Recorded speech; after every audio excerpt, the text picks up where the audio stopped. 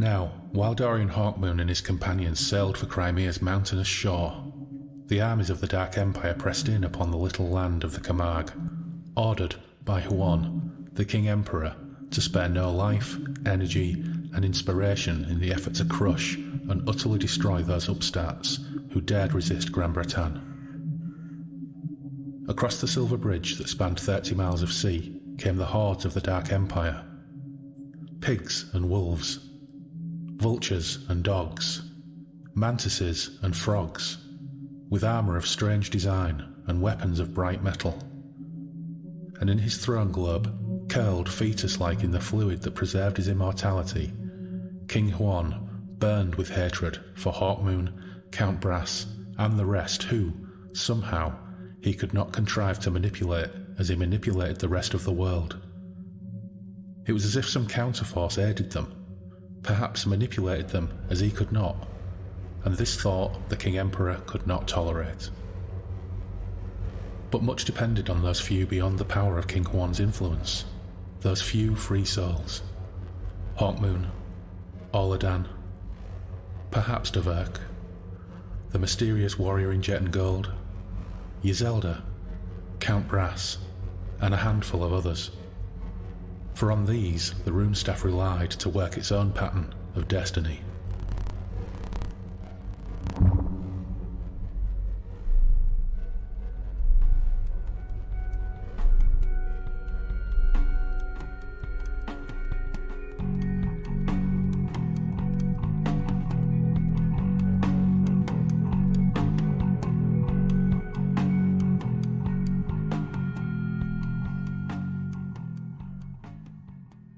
Welcome, friends, to Breakfast in the Ruins, a Michael Moorcock-flavoured podcast. On this show, Dave, aka SÖNUS, returned to Derry and Toms to pick up Book 2 of the second novel in the first Hawkmoon run, The Mad God's Amulet. It's been a good, rune-staff-blessed week here in Derry and Toms. Before heading out on our jollies to Wales a couple of weeks ago, I ordered a fascinating album by Gates of Londra. It's a one-sided vinyl affair, courtesy of label NWOBHM in Germany, and on side B there's a rather gorgeous screen print, and it's really quite a unique package. Gates of Londra is available on Bandcamp under the NWOBHM label, and I'll pop a link in the show notes. The blurb on the Bandcamp page reads thus: Gates of Londra is a musical project based on the work of fantasy writer Michael Moorcock, also known for his collaborations with Hawkwind, Blue Oyster Cult, and many more. Heroic industrial black metal with pounding rhythms and plaintive screams. A legend about the destroyed post-Europe and the rise of a hero, drawn by the sword. As most Moorcock-inspired music tends to favour Elric, this makes a really nice change, and it's good, hard, raw and loud, and I thoroughly recommend it. It's also a really, really tidy-looking thing. I suppose the other exception to that Elric music tendency is, of course, the Black Corridor. Thanks to Imrryr and Decadnids, friends of the show, of course. And as it happens, the Black Corridor is the subject of our next episode, so more to come on that next time. And since we recorded this show, Dave has popped to the Dragon Isle to collaborate with Imrryr on the latest release of his iterative experimental electronic opus, The Dreaming City. I'll be talking about that a little bit on the next show too, with Derek, aka Imrryr. And our good bud Allister Thompson, aka the Gateless Gate, is on there too, so please do check it out via the link in the show notes. In other news, we received a new review on Apple Podcasts from Quentin Ryder. It's titled, My Favourite Podcast, and it reads, What luck to stumble across a podcast about such an exciting and influential author. The host and recurring guests are always charming and funny, and they bring unique perspectives to each subject or story discussed. These warm and comforting voices have given me healthy company over long working weeks, and it's such a treat to find polite conversations being had, and about such a specific topic. As an additional note to the host, I'm 23 years old, so your podcast does have a rather wide reach. Cheers. What luck to have you stumble across us, Quentin, and thanks for those thoughts, hugely appreciated. It's always lovely to get good reviews. Right, enough now of the preamble. the runestaff's business must be done. So sit back, polish your amulet of power, and join Dave and I in Derry and Toms as we conclude our affairs with The Mad God's Amulet, Book 2.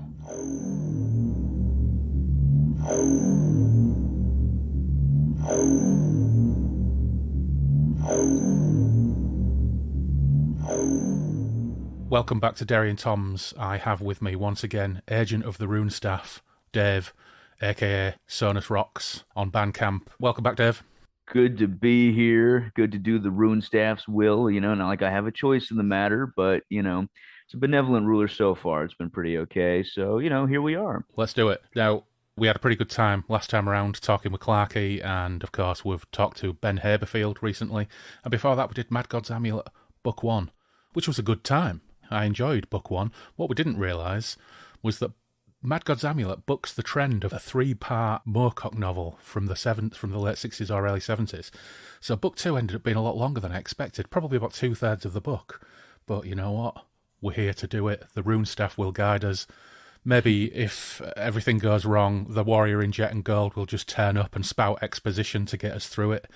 That's, essentially what he does in this book quite frequently.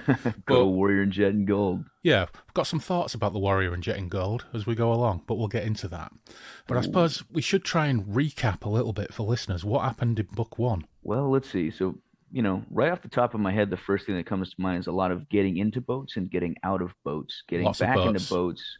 A lot of boats, some of them on fire, some of them with like crazy naked pirates with, nothing but ball gags in their mouth and like weird stuff, really weird stuff. Now, I don't know if I'm misremembering the ball gags, but there's definitely at least collars. There's some weird kinky stuff going on there. Yeah. Definitely a lot of S&M gimp pirates going on. In Book 1. A surprising amount. I just wasn't anticipating that necessarily. Let's see. There were Judas Priest album cover metal beasts in the desert. That's right. There was a city of ghost people who had a machine that would take their city into another dimension. Yep. That becomes important. Very important, as it turns out. So keep that one in mind. Yeah, I think that's a pretty good recap, to be honest. Oladan and Hawkmoon are on the run in the desert. They come across a city, the name of which I forget, but they help them. The city helps them by sending them on a quest to get a mystical artifact which will help them effectively move their city into a different dimension to escape the Grand Britannians. And the giant Judas Priest album cover metal beast kills loads of Grand Britannians, and they escape off into the desert with another of these strange artifacts, courtesy of Rheinal, who gifted it to them. And then they have some adventures. They hear about the Mad God. They hear that the Iselda has been captured and the Camargue is under siege. Von Villac may be dead. The Count Brass, may be dead. All sorts of strange tales and rumours. They end up in a seaport. They take ship.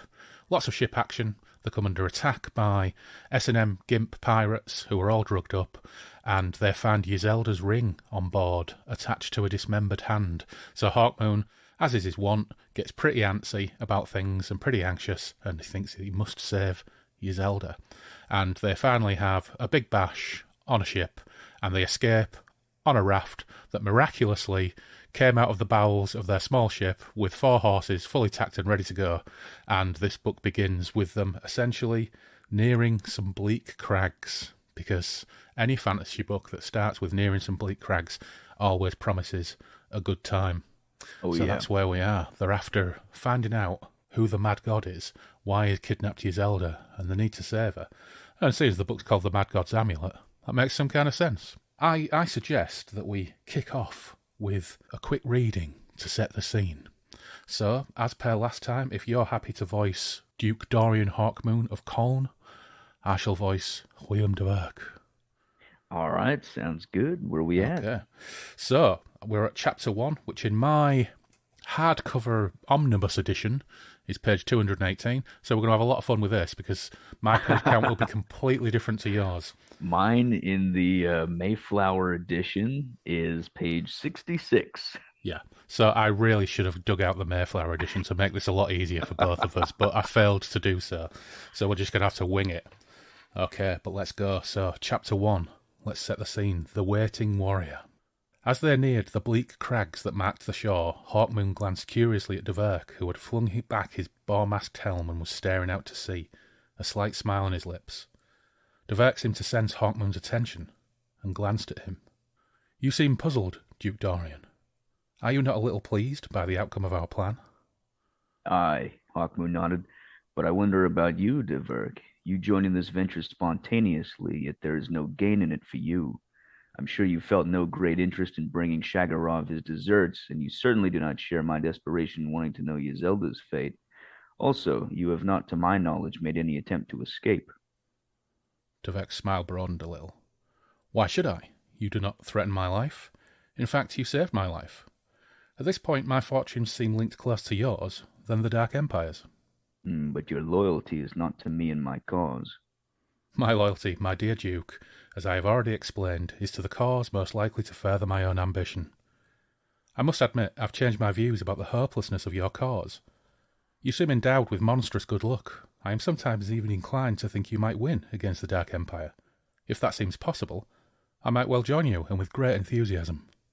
"You do not bide your time, perhaps, hoping to reverse our roles again and capture me for your masters?" "No denial would convince you, so I will not offer you one." The enigmatic answer set Hawkmoon to frowning again. As if to change the topic of conversation, Dverk suddenly doubled up with a coughing fit and lay down, panting, in the boat. So, starting where he left off, Dverk with a nice ostentatious coughing fit, and there's and there's more wonderful Dverk complaining about the quality of the local air action further along.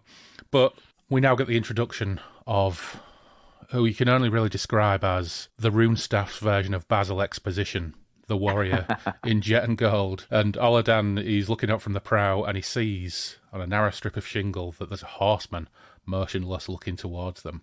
And they get there, and Hawkmoon says, "Did you know I would be here?" "It seemed that you might beach in this particular place, so I waited." "I see." Hawkmoon looked up at him, uncertain what to do or say next. "I see." "You know this gentleman?" Dverk asked lightly. "An old acquaintance." "You are Willem Dverk," said the warrior in jet and gold sonorously. "I see you still wear the garb of Grand Bretagne." "It suits my taste," Dverk replied. "I did not hear you introduce yourself." The warrior in jet and gold ignored Dverk, raising a heavy gauntleted hand to point at Hawkmoon. "This is the one I must speak with. You seek your betrothed, Yzelda, Duke Dorian, and you quest for the Mad God." "Is Yzelda a prisoner of the Mad God?" "In a manner of speaking, yes, but you must seek the Mad God for another reason." "Yzelda lives? Does she live?" "She lives, but you must destroy the Mad God before she can be yours again. You must destroy the Mad God and rip the red amulet from his throat, for the red amulet is rightfully yours. 2 things the Mad God has stolen, and both those things are yours, the girl and the amulet." "Yzelda's mine, certainly, but I know of no amulet. I've never owned one." "This is the red amulet, and it is yours. The Mad God has no right to wear it, and thus it turned him mad." Hawkmoon smiled. "If that is the red amulet's property, then the Mad God is welcome to it." "This is not a matter for honour, Duke Dorian. The red amulet has turned the Mad God mad because he stole it from a servant of the Runestaff. But if the Runestaff's servant wears the red amulet, then he is able to derive great power transmitted from the Runestaff through the amulet. Only a wrongful wearer is turned mad. Only the rightful wearer may regain it once another wears it. Therefore, I could not take it from him, nor could any man save Dorian Hawkmoon von Koln, servant of the Runestaff." "Again you call me servant of the Runestaff, yet I know of no duties I must perform. Do not even know if this is all a fabric of imaginings, and you are some madman yourself." "Think what you wish. However, there is no doubt, is there, that you seek the Mad God, that you desire nothing greater than to find him?" "To find Yzelda, his prisoner." "If you like. Well then, I need not convince you of your mission." "There's been a strange series of coincidences since I embarked on the journey from Hamadan. Barely credible." "There are no coincidences where the Runestaff is concerned. Sometimes the pattern is noticed, sometimes it is not." The warrior in jet and gold turned in his saddle and pointed to a winding path cut into the cliffside. We can ascend there, camp and rest above. In the morning, we shall begin the journey to the Mad God's castle. You know where it lies? Hawkmoon asked eagerly, forgetting his other doubts. Aye. Then another thought occurred to Hawkmoon. You did not engineer Yzelda's capture to force me to seek the Mad God. Yzelda was captured by a traitor in her father's army, Juan Zinaga, who planned to take her to Gran Breton, but he was diverted on the way by warriors of the Dark Empire who wished to claim the credit for kidnapping her. While they fought, Yzelda escaped and fled, joining at length a refugee caravan through Italia, managing to get passage sometime later on a ship sailing the Adriatic Sea, bound, she was told, ultimately for Provence. But the ship was a slaver, running gales to Arabia, and in the Gulf of Sidra was attacked by a pirate vessel from Carpathos. It is a story hard to believe. What then? Then, the Carpathians decided to ransom her, not knowing that the Camargue was under siege, but learning only later of the impossibility of getting money from that quarter. They decided to take her to Istanbul to sell her, but arrived to find the harbour full of Dark Empire ships. Fearing these, they sailed on into the Black Sea, where the ship was attacked by the one you have just burned. I know the rest. That hand I found must have belonged to a pirate who stole Yzelda's ring, but it is a wild tale, warrior. It barely has the sound of truth. Coincidence? I told you, there are no coincidences where the rune stuff is involved. Sometimes the pattern seems simpler than at other times. Hawkmoon sighed. She is unharmed? Relatively. What do you mean? Wait until you come to the Mad God's castle. And at that point, the warrior and Jetel girl just clams up and will not say any more or answer any more questions. And we've got to say that the warrior in Jet and Gold at this point is just the most enormous plot device. it's like for the entirety of book one, Hawkmoon is like, oh no, what's happening to Yzelda? You get to the end of book one, book two, within 2 pages, the warrior in Jet and Gold has told them everything, and the mystery is completely dispelled. Oh yeah. And so that's right. Oh right, okay, cool. Mad God, she's sure. All right, sort of. Something about a really powerful amulet. That probably won't pay off later. Who knows? Yeah. Not interested. Sorry. That thing we've discussed before about Moorcock characters, their level of agency. Once again, we're getting that reinforced here. They've landed on a shore. The ship's just burned. Instantly, they have a guide who gives them a lot of exposition, explains 50% of the plot in a couple of paragraphs of dialogue. It's good dialogue, but explains the plot in a couple of paragraphs of dialogue, whilst Derek and Oladan are probably, I don't know, picking their teeth or whatever, or just doing something else and not listening. Shifting their toes, just drawing stuff in the dirt. Right. Like, when are we going to go up the crags, man? Yeah, that's right. And there's a little bit of that coming up as well, where you just think, where did Oladan and Derek get to, whilst Hawkmoon and the warrior in Jet and Gold are having this, encounter and this exchange, this back and forth. It's kind of wonderful. So the Warrior in Jet and Gold is this glib, towering exposition machine. And when I was reading it, I was kind of reminded, it's like, you can either do these things through discovery and subtext, or you can just lay it out like this in exposition. And you know what? When you got a 141-page book, you might as well. Absolutely. And this is what makes them such a barnstorming page-turner, I suppose. Fast-paced, propulsive fiction needs this. You need some big expedition dumps. Yeah, pretty much. Exposition.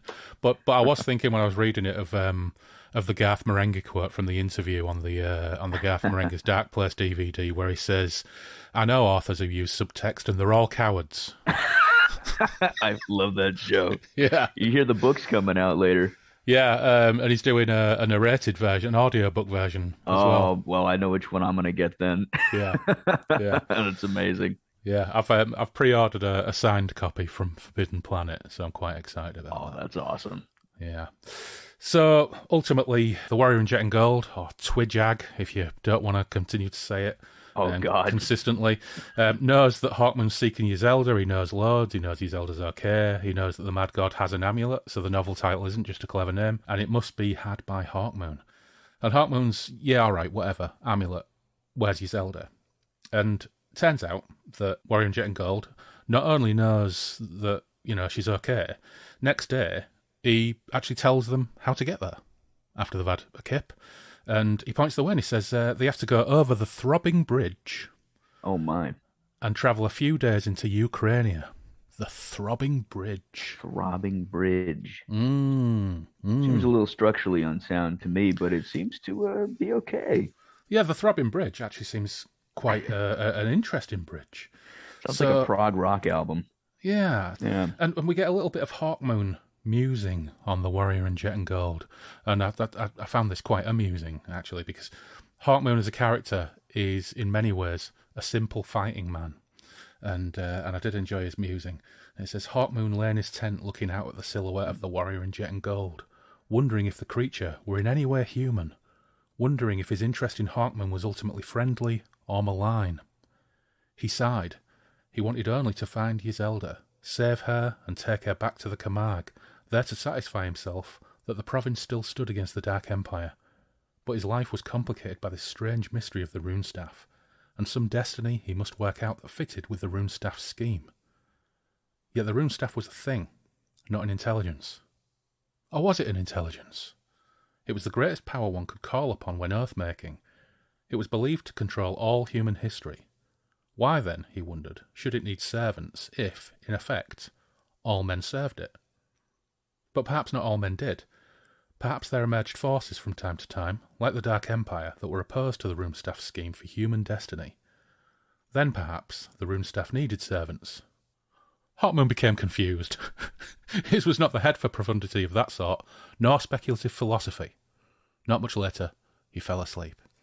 So yeah, I feel for him there. That's some tough thinking that would make a man very tired. Oh yeah, that's definitely mulling over the nature of gods and religions and all kinds of things like that. But this rune staff, quite mysterious. Chapter 2. And they ride for a couple of days, and then they come across this throbbing bridge. And this is classic Moorcock travelogue, isn't it? Yeah, and there's much. That sequence. Mention something interesting sounding, encounter it, bit of throwaway world building, bit of colour, done, move on. That's done it. And dusted in less than a page. Yep. And this throbbing bridge is a perfect encounter.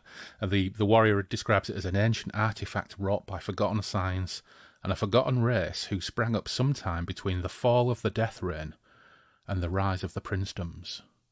So it's another little bit of that lovely hints of the history of this version of Europe, the fall of the Death Reign, and it's not a fucking Victorian suspension bridge or something like that. It's a weird throbbing bridge of beams of light that goes wab wab wab, and when they walk across it, it's really weird and it's psychedelic, and there are crazy lights all over the place, and when they get to the other side, they're kind of high. It's brilliant. It's brilliant. They feel like they've rested for days. Yeah, it's like restorative as well as a mode of getting from A to B. It's brilliant. If any advanced future civilization were to improve bridges, that would be it, wouldn't it? That'd be amazing. I wish the Bay Bridge was like that, because crossing that thing, I just feel like all the energy's sucked out as I sit there in traffic for God knows how long, paying the crazy tolls over here. Yeah. It needs to throb more. Yeah, it needs to throb more like a living organ, and some psychedelic colors would be cool. Yeah. Yeah. That's all I want. I remember seeing Moorcock described, and I think it might have been on a book cover, or it might have been someone like Angus Wilson, one of these little kind of capsule paragraph reviews that you get sometimes on the inner leaf of a Moorcock book. And someone described him as restlessly inventive. And I think that's a really good description, because he just throws this stuff away for free. And there's no elaboration. It's just... Could have been a whole book in and of itself. Yeah, it's just there, and you just move on, and you don't find anything else about it. It's just a little piece of location detail, and it's kind of fabulous. So once they cross the throbbing bridge, they encounter some warriors travelling at pace, and they call to them and ask why they're off somewhere in such a hurry. And they do answer and say that the forces of Gran Bretagna are about, and it's not long before they see some of their handiwork. And it says, within half an hour they saw smoke in the distance. It was thick, oily smoke that crept close to the ground, and it stank. Hawkmoon knew what the smoke signified, but said nothing until, later, they came to the town that was burning and saw, piled in the square, a huge pyramid of corpses, every one naked, men, women, children, and animals, heaped indiscriminately upon one another, and burning. It was this pyre of flesh that gave off the evil-smelling smoke, and there was only one race Hawkmoon knew of who could indulge in an act such as this. The riders had been right. Dark Empire soldiers were nearby. There were signs that a whole battalion of troops had taken the town and razed it. Oladan's completely shocked by this because he's not kind of seen this at first hand, but it gives Derek and Hawkmoon an opportunity to muse on the nature of the Grand Britannians.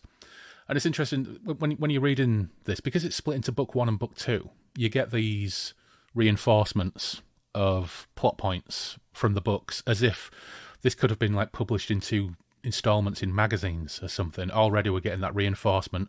The Grand Britannians are wrong-uns, like spectacular wrong-uns. So within only 5 pages of Book 2 starting, we've got our usual reminders, our usual examples. We've got a recap of the plot. We've got the Warrior in Jet and Gold has basically told everybody what's going on. And we've got our reinforcement that the Grand Britannians are truly vile, awful, fascist murderers. And we've got it right there.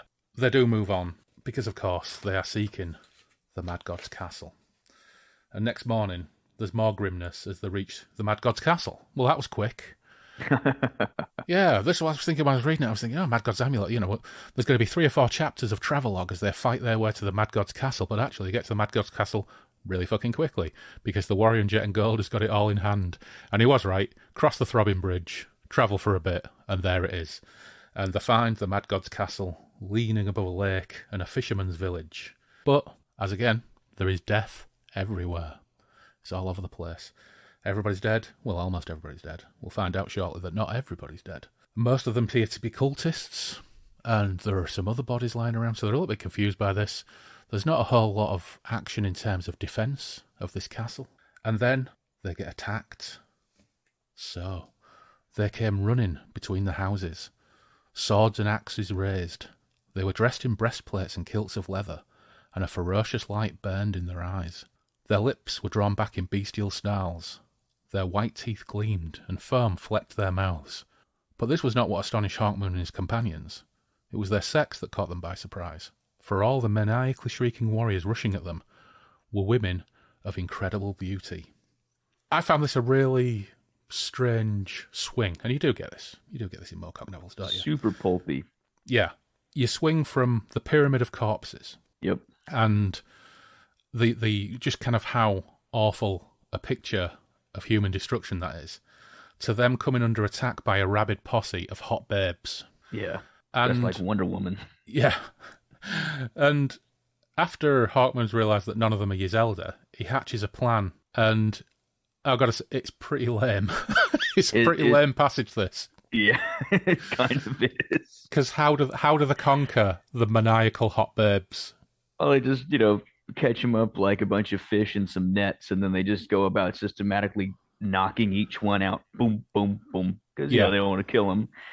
Very good and heroic, because, that'd be messed up. But, I just think of like the opening scene of Conan the Destroyer, when like the horsemen are coming with the nets, and it's like, yeah. Yeah. You know what I mean? Yeah. It's so odd. It's like these hot cultist warrior women have butchered all of the Mad God's cult and left axes in their heads. Yep. But when they attack like the 3 virile heroes of this story, all they do is defend and then throw fishing nets on them and bonk them on the head. And there's no peril. Yeah. It's like, these women, just defend yourselves, then we'll trap them all in this net. And it feels like it's like Batman and Robin dealing with some... Where do they get the net? Just lying around. It's a fisherman's village. Oh, there you go. So, okay, fair enough, they've got fishermen's nets lying around. But it's like, we've just had the Throbbing Bridge. We've just arrived here. And then another idea, that of warrior women, kind of rushes in from left field, and they deal with it in 2 paragraphs, and then move on. Boom, now, of course, we do get a slight return to the maniacal warrior women. But yeah, the way in which they deal with them without even a cut That was just too easy and just a little bit daft. And I think it's Jay Barman always says it's tonally all over the place.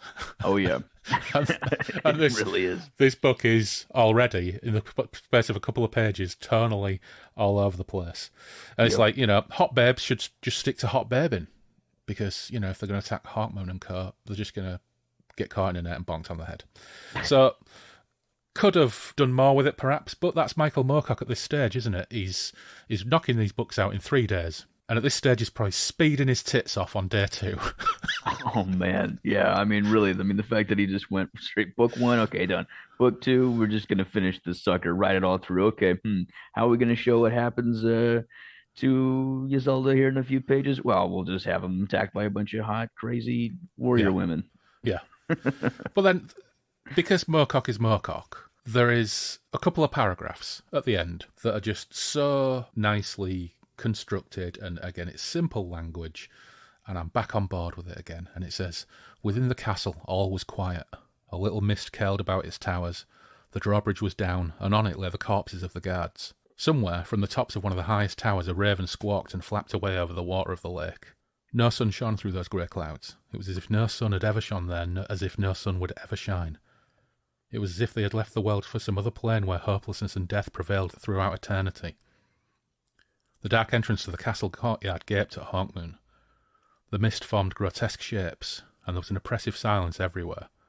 Hawkmoon took a deep breath of the chill damp air, drew his blade, kicked at the flanks of his horse, and charged across the drawbridge, leaping the corpses to enter the mad god's lair. And instantly I'm back in the game. Yeah. It's weird. I've read that, Moorcock's not really a huge on like horror, but like he totally could. He's just such evocative, so great at setting these moods and just choosing the words and describing it this way. Which, after something is, kind of silly as like these warrior women getting caught in a giant net and just, knocked out one by one, you then you get to read something like that, and you're like, okay, whatever, I buy it, I'm back. Yeah, it's just so simple, but so evocative. It's great. Yeah. In the castle, again, clogged with dead bodies. Obviously, all the action happened before they got here, which is handy, because they can basically cut to the chase. And the warrior in jet and gold is still saying, you know what, you've got to get this amulet. All Hawkman's worried about is checking the dead to see if she's here. He realises she isn't, and very quickly they come across a strange figure in a suspended cage. And essentially, they find the mad god pretty much straight away. There's no real adventure to find him. There he is, this weirdo in a cage, suspended from the ceiling. And it says, he reached the cage and could see the huddled figure only dimly, for the light was poor. Who are you? Hawkmoon asked. A prisoner of the mad god? The moaning ceased, and the figure stared. From it then came a deep, echoing, melancholy voice. Aye, you could say so, the unhappiest prisoner of all. Now Hawkmoon could make out the creature better. It had a long, stringy neck, and its body was tall and very thin. Its head was covered in long, straggling grey hair that was matted with filth, and it had a pointed beard, also filthy, that jutted from its chin for about a foot. Its nose was large and aquiline, and its deep-set eyes held the light of a melancholy madness. Can I save you? Hawkmoon said. Can I prise apart the bars? The door of the cage is not locked. Bars are not my prison. I have been trapped within my groaning skull. Ah, pity me. Who are you? I was once known as Stalnikov, of the great family of Stalnikov. And the mad god usurped you? Aye, usurped me. Aye, exactly. Who are you? I am Dorian Hawkmoon, Duke of Koln. A German? Koln was once part of the country called Germania. I have a fear of Germans. You need not fear me. No? No? He reached around into his jerkin and pulled something forth that was attached to a thong about his neck. The thing glowed within a deep red light, like a huge ruby, illuminated from within, and Hawkmoon saw it bore the sign of the rune staff. No, then you are not the German who has come to steal my power? The red amulet. How did you obtain it? Why, I obtained it 30 years ago from the corpse of a warrior my retainer set upon and slew as he rode this way. This is the mad god. This is the source of my madness and my power. This is what imprisons me. You are the mad god. Where is my Yzelda? Yzelda? The girl? Ah, the new girl with the blonde hair and the white, soft skin. Why do you ask? She is mine. You do not want the amulet? I want Yzelda. Ha ha ha ha! Then you shall have her, German. He clapped, his claw-like hands, his whole body moving like a loose-limbed puppet's, the cage swinging wildly. Yzelda, my girl, Yzelda, come forth to serve your master. And it turns out Yzelda, she's also clad in weird S&M gear. Yep. She's clad in weird S&M gear. She comes out and, with a wild animal shriek, she throws herself at Hawkmoon to attack. Once again, the mad god appears completely obsessed with just having hot babes in S&M gear or Wonder Woman gear being extraordinarily violent. Kind of interesting, too, because, I mean, obviously, you know, you have Hawkmoon this whole time saying, Yzelda's mine. It's a thing, you know, and she's referred to as belonging to him. Yeah. And then you have these women also that are, you know, being made to serve this mad god and stuff like that. And I'm wondering, is this before? Is this after? Moorcock's starting to get into feminism and stuff like that. Is he making a statement with this, or is this, you know, before he's even thinking about that? It's hard to tell, isn't it? Because it is extraordinarily pulpy. And when you think back to the pulps like the Robert E. Howard and stuff like that, warrior women and ownership of Sling women. her over my shoulder, carry her away. That's right. Yeah. And actually, insane, spiky-toothed warrior women running out of a jungle to attack Conan is very much a thing in those kind of stories. And so this is, in many ways, this is a pulp staple. Yeah. But the battle over ownership and Hawkmoon's actual language, Hawkmoon himself is a bit of a lunk. And we found that in the first, in Jewel of the Skull, when he actually starts to fall in love with Yzelda. It all happens so quickly. And it was the same with Ericos and his relationship with Imrryr and the daughter of King Ragnar. Oh, a babe. And she's looking at me. Therefore, we're in love, and we must get married. and there's a little bit of that with Hawkmoon as well. Yeah. He went to Castle Brass. She nursed him a little bit. She was nice to him in a rose garden. Therefore, they are in love and betrothed, and they must be married. I think if Moorcock was in his feminist phase, I think Yzelda might have a little bit more to do or say, because she's pretty two-dimensional. Yeah. You know. But anyway, he's still trying to fight off Yzelda in her S&M gear. He avoids her and gets in the cage, and the mad god tries his amulet trick on Hawkmoon, but of course, it doesn't work. There's a really funny bit where Hawkmoon's asking the warrior in Jet and Gold for help, and the warrior's all, no, can't intervene. This is Agent of the Runestaff business. I'm just going to stand here with my broadsword in my hands, with the tip pointed down, resting on the flagstones, and I'm just going to watch. Sorry? Cannot intervene. There's also a great throwaway line where the mad god chuckled, grasping the bars of his cage and looking on eagerly. Slay him, my chicken! Rip his throat. Yeah, I love that. Yeah, it is kind of fabulous. It's absolutely brilliant. The Warren Jet Gold is just watching this going on. You know, not intervening at all. Just watching. Like, no, can't get involved. So all he does is talk. He's just a great talker, although he does get a bit of action before long. But he's a great talker. At this time, again, no sign of Oladan or Willem de Verk. They've gone fishing or guarding the babes in the nets or whatever they're doing. They're nowhere to be seen. And the mad god realises the game is up and frees Yzelda from the spell and says, "You're free," or whatever he says. And then runs off to hide in a cranny. And you don't often see nook or cranny in a story, but he runs off to hide in a cranny, and you know he's a bit upset. And all he wanted, he admits, is he wanted to rule the world with an army of babes. Relatable, really. Kind of relatable, you know, to any teenage reader. They're probably going to identify with the mad god at this point. It's a really good idea. More like the rad god, dude. Yeah. So you could say, well, you know, decent intentions, poor execution, perhaps. Yeah. Hawkmoon checks on Yzelda. She's a bit confused without any real surprise. Warrior in Jet and Gold is like, just get the amulet for fuck's sake. Hawkmoon, bit miffed. He does find Stalnikov in a corner. Stalnikov doesn't really plead for his life. He knows that the game is up. He just sticks his sword in his chest, puts him out of his misery, but he leaves the amulet behind. He still doesn't want it. Still don't want any piece of it, because he thinks if it drove this dude mad over the course of 30 years, why on earth would he want to wear this amulet? Chapter 4. Hawkmoon comforts Yzelda, and she fills him in on the situation at the Camargue, so a bit more exposition. Poor von Villac, dead. Fell to a flame lance. That's a shame. I like von Villac. Yeah, yep. I like von Villac. It was good. Count Brass is injured. That's all we know. And Oladan and Dverk finally turn up, wherever the fuck they've been. But with bad news, Grand Britannian troops have arrived, and the warrior in jet and gold once again tries to convince Hawkmoon to take the amulet. From the shadows, the warrior in jet and gold re-emerged. In one gloved hand, the red amulet dangled from its cord. The cord was stained with blood. The warrior handled it gingerly, not touching the stone itself, and stretched it out towards Hawkmoon as Dverk and Oladan hurried to swing the door shut and bar it. Here, it is yours. I do not want it. Will not have it. It is an evil thing. It has caused many to die, others to go mad. Even that poor creature Stalnikov was its victim. Keep it. Find another fool enough to wear it. You must wear it. Only you may wear it. I will not. That thing drove this gentle girl to become a slavering, killing beast. All those we saw in the fisher folks' village, all slain by the power of the red amulet.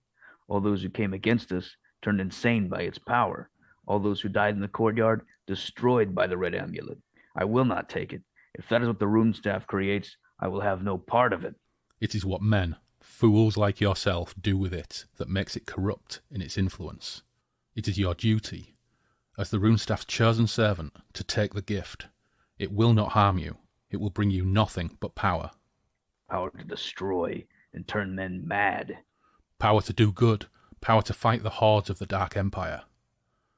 Hawkmoon sneered. There came a great crash on the door, and he knew that the warriors of Grand Britain had found them. We're outnumbered. Will the red amulet give us the power to escape them when there is only one way out, through yonder door? It will help you, said the warrior in jet and gold, leaning down to retrieve the fallen amulet, again, picking it up by its string. The door creaked under the pressure of the blows from those on the other side. The red amulet can do so much good. Why do you not touch it yourself? It is not mine to touch. It could do to me what it did to the miserable Stalnikov. Here, take it. It is why you came here. It is because of Yzelda I came here, to rescue her. I have done that. It is why she came here. So it was a trick to lure me? No, it was part of the pattern. But you say you came to save her, yet you refuse the means of escaping with her safely from this castle. Once those warriors break in, a score or more of fierce fighters, they will destroy you all, and Yzelda's fate might be worse than yours. Now the door was splitting. Oladan and Dverk backed away, swords ready, a look of quiet desperation in their eyes. Another moment and they'll be in here, said Dverk. Farewell, Oladan, and you too, Hawkmoon. You were less boring companions than some. I do not know. Trust my word, said the warrior in jet and gold. I have served you in the past. Would I have done so merely to destroy you now? Destroy me? No, but this will put me in some evil power. How do I know you are a messenger for the rune staff? I have only your word and that I serve it and not some darker cause. The door is breaking down, Oladan yelled. Duke Dorian, we'll need your aid. Let the warrior escape with Yzelda if he can. Quick, said the warrior, extending the amulet again to Hawkmoon. Take it and save the maid, at least. And then he's convinced, and he takes it. He takes the amulet, and it settles in his hand. And, would you know it, it's fucking ace. Yeah. Superpowers. Yeah. Activated. So they argue the toss a little bit, and then he relents because a ton of tiger masked troops kick the door in, and it's fight time. Yes. Oh, yeah. Chapter 5, The Slaughter in the Hall. And that first line by Hawkmoon in Chapter 5. Say the line. Oh, by the rune staff, the power in me. Yes. It's a classic Moorcock heroes, eternal champions, MacGuffin, powerful, what would they call it in a game? A buff. Oh, yeah. It's a mega buff. And we get a wonderful chapter of out-and-out slaughter. It's glorious, it's bloody, limbs fly, brains ooze through shattered helms. The warrior in jet and gold actually gets stuck in, does something useful, and then we finally get a comeback from the army of babes, because they fight their way outside after slaughtering about 25 Grand Britannian Tiger troops in the hall, fight their way outside. The Grand Britannians are just a little bit unsettled by the fact that these 4 blokes have come out and their comrades didn't. De Werk tries his charming command approach on them, fails his role, they don't go for it, fight on, and then all of a sudden, from back at the village, a horde of shrieking women descend upon the Grand Britannians, and because it's more appropriate on this occasion, they're all of a sudden really hard again, and the Grand Britannians certainly don't succeed in throwing nets on them and knocking them out with pommels, and the women fall upon them. Nets.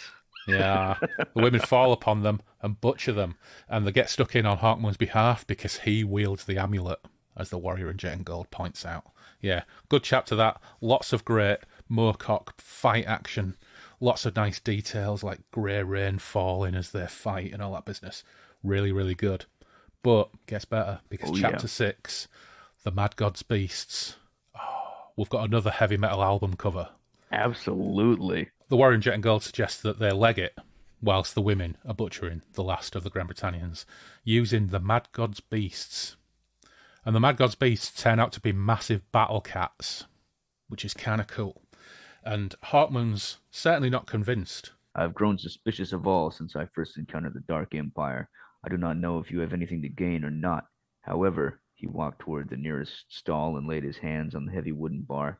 I'm tired of bickering and will test your assurances. As he flung off the bar, the sable door was swept back from within by a giant paw.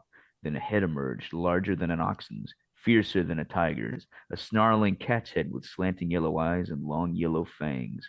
As it patted out, a deep growling sound coming from its belly, its glaring eyes regarding them calculatingly. They saw that its back was lined with a row of foot-high spines of the same color and appearance as its fangs, running down to the base of its tail, which, unlike that of an ordinary cat, was tipped with barbs. A legend come to life, gasped De Werk, losing his detached manner for a moment. One of the mutant war jaguars of ASIACOMMUNISTA. Oh, yes. Yeah. One of the mutant war jaguars of ASIACOMMUNISTA. That is an instant call for a battle of the bands. Oh my God, there's a guitar solo in my head right now. Yeah, we need a new wave of British heavy metal battle of the bands between the mutant war jaguars of ASIACOMMUNISTA versus the Tigers of Pantang on the main stage. We need it. And some of the metal beast from book 1 will just be there, just headbanging, thrashing around wildly. It's wonderful. And he goes on to say, an old bestiary I saw pictured them, said that if they had existed at all, then it was 1,000 years ago, because they were the products of some perverted biological experiment. They could not breed. So they cannot, said the warrior in jet and gold, but their lifespan is all but infinite. The huge head now swung towards Hawkmoon, and the barbed tail swished back and forth, the eyes fixing on the amulet at the Hawkmoon's throat. And so he finds that he can actually control these, because he's got the amulet, which is kind of cool. But he also realises that he's left his saddlebags on his horse, which is outside where the Grand Britannians are. And he says, I'm going to go and get them. And the warrior in jet and gold says, no, if you go and the amulet's not here, these massive war beasts will tear everybody apart, so I'll go.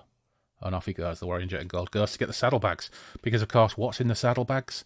It's the Grand MacGuffin from the Vanishing City, given to them by Rinal. So, when I was reading this, I was thinking, why is this so fucking obsessed with his saddlebags? And I thought, oh yeah, you get MacGuffin after MacGuffin, don't you? But the Grand MacGuffin from book 1 is the machine that similar to what made that city disappear.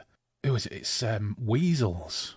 We've had tigers, now it's weasels. Order of the Weasel start to come down the ramp into the area. So they strap 4 of these massive battle cats to an enormous chariot and head out, terrifying these weasels, tearing them apart on the way through with claw and fang. And they get out, and he sees his horse on the way out without the saddlebags. So at this point, Dave, you're Hawkmoon. At this point, the warrior in jet and gold seems like quite a decent dude, if a little bit, choosy about when he gets involved, because he did get involved in the fight with the Grand Britannians. But what do you think at this point? Are you with Hawkmoon? If it were me there, I'd be like, huh, well, this guy who's always showed up to help seems like he would have gotten away with the saddlebags. Cool, let's just escape. And I'm sure that we will encounter him later because he's always coming around to help. But Hawkmoon's just been through some shit. He's got some real bad trust issues. So instead of thinking that, he thinks, he's stolen it. I've been betrayed yet again. What a fool I am. And so then he sets about escaping, thrashing the beasts like crazy. The chariot's going so fast that everybody else is like, holy shit, slow down. We're getting bruises on our asses here from this fucking, shaking as these mutant jaguars of ASIACOMMUNISTA are fucking tearing down the road. And Hawkmoon is just really, really pissed off. Yeah, he describes it as perfidy. He is enraged at the perfidy of the Warrior in Jet and Gold. He's a bit of a Burke, Hawkmoon. I know he's traumatized, but he has serious trust issues. Yeah. He's not happy with the Warrior in Jet and Gold. He thinks that he's betrayed them, and he's run off with the thing that could potentially save the Camargue. Everyone else, not so much. Yzelda tries to talk some kind of sense into him, and they eventually camp. We get some nice character beats once they've camped, once they've slowed down. Yeah. Oladan crafts himself a bow, goes hunting, gets a couple of deer, quarters one, throws it to the battle cats. They're happy.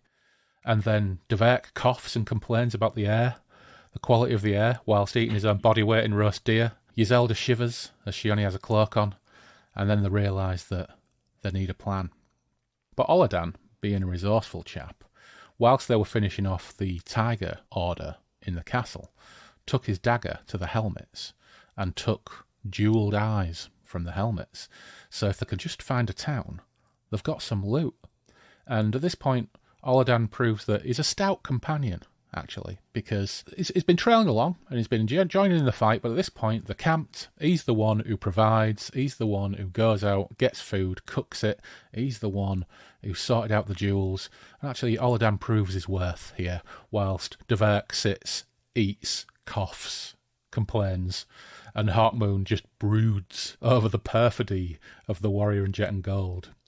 And it's a really nice scene. That it's like a little bit of a pause in the action while they sit around and they eat. Yzelda basically has only got a cloak, so they need to get some clothes for the Yzelda. The fact that none of them actually just offer them their shirt or something is, could have maybe done that. And then there's a bit more action. They get chased by some of the Order of the Walrus. First appearance of the Order of the Walrus, and they chase them for what seems like a day or two until Hawkmoon just gets pissed off.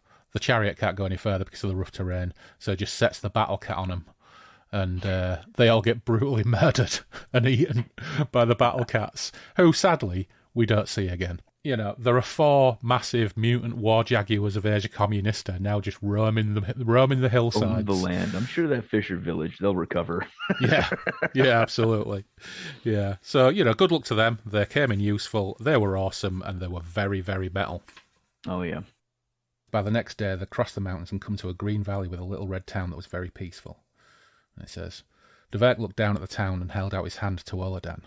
"The jewels, if you please, friend Oladan. By the rune staff, I feel naked in just shirt and breeches." He took the jewels, tossed them in his palm, winked at Hawkmoon, and set off for the village. They lay in the grass and watched him walk down, whistling, and enter the street. Then he disappeared. They waited for 4 hours.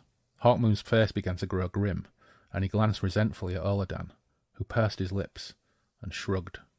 It's a strange one, that. He glanced resentfully at Oladan. He's a bit of a prick at times, Hawkmoon, isn't he? But anyway, it says, and then Dverk reappeared, but he had others with him.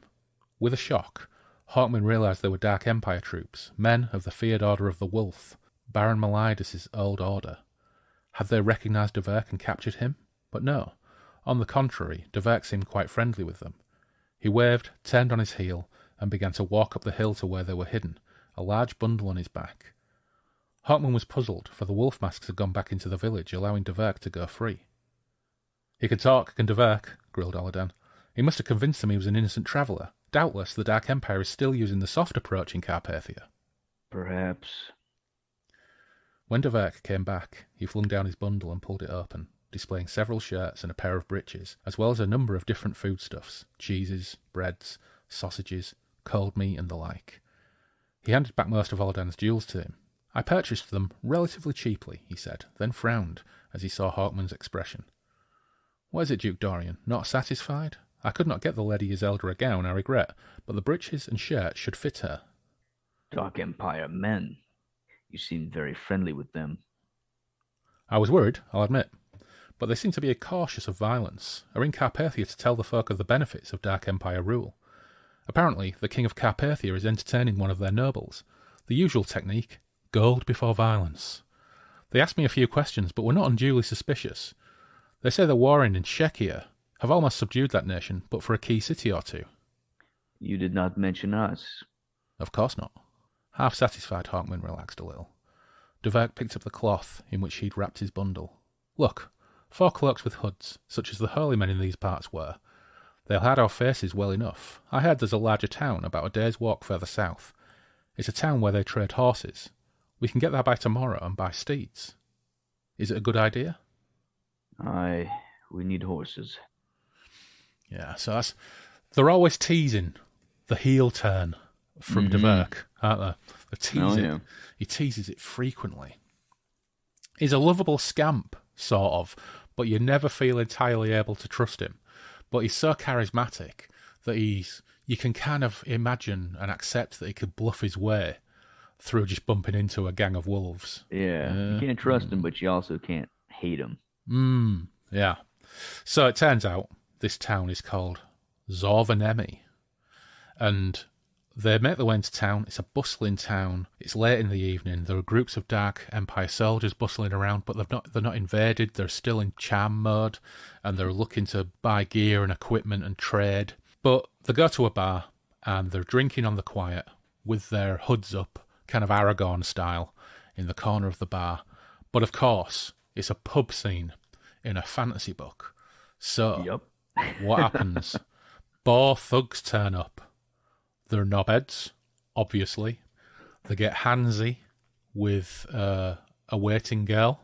And at this point, one of them grabs one of these monks in disguise, drags them to the feet to say, "You can marry us," so she doesn't have to wait until her wedding night.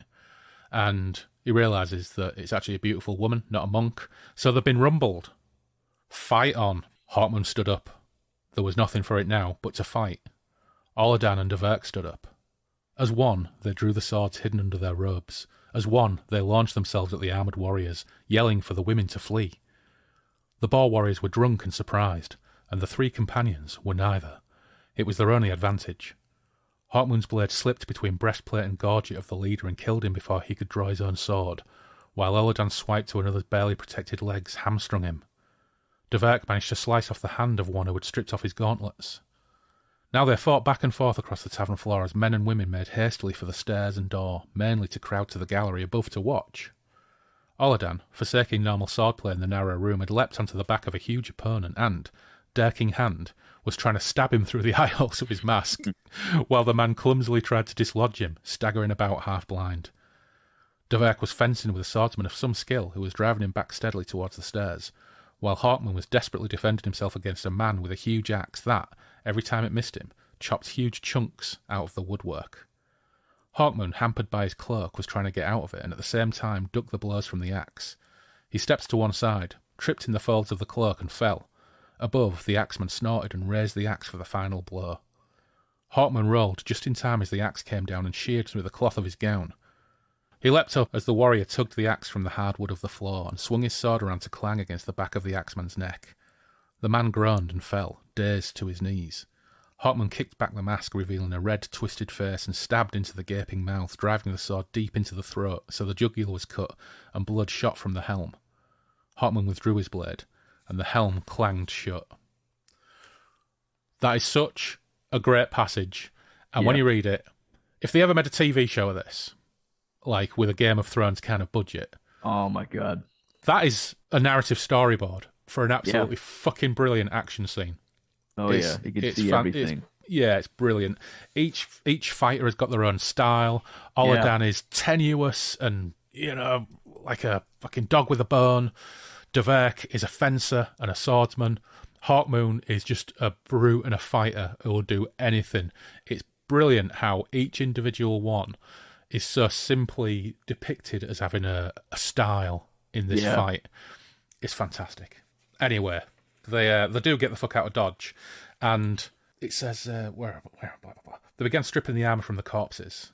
And Dverk says, we can be sure of the landlords and town people's silence, for they'll not want it known that 6 Dark Empire warriors were killed here. And Aladan watched them work, nursing his twisted arm. A pity, he said with a sigh. It was an exploit that should be recorded. Yeah. So, good chapter, great bar fight. They now have a load of boar uniforms. And the other thing that they figured out, of course, while they were there, which we kind of skipped over a little bit, is they figured out the quickest route to Provence and back to the Camargue, and they realised that they've got to go through this Shikia country that the Dark Empire are currently waging war in and besieging the last couple of cities. And one of the tracks they have to take is going to take them through a vast Grand Britannian camp, but they're going to do it in disguise. Unfortunately, these soldiers were boars, so Dverk can speak the cant of the Order of the Boar. Lucky. Quite handy. Yeah. Right, I am just going to pop a bottle of beer. I'm going to have a Guinness West Indies Porter, because it's 7:30 here. And I have just finished a tasty mug of Trader Joe's spiced chai. With a little bit of honey. Yeah. As it is about noon here.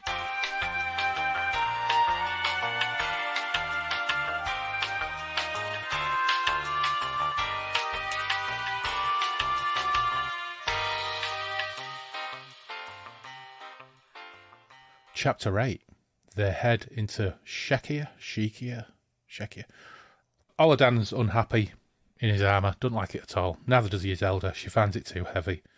Dverk's saying, actually, I feel naked without it. Aladan just kicks his helmet out of frustration. There's another nice passage, and it says, a day and a night later they were riding deep into Shekia. There was no doubt that the Dark Empire had conquered the province, for towns and villages everywhere were laid waste. Crucified corpses hung along every road. Carrion birds were thick in the air, and even thicker on the ground where they feasted. The night had been as light as if the sun were permanently on the horizon, lit by the funeral pyres of villages, farms, towns, villas and cities. And the black hordes of the island empire of Grand Britain, brands in one hand, swords in the other, rode like demons from hell, howling and shrieking across the broken land.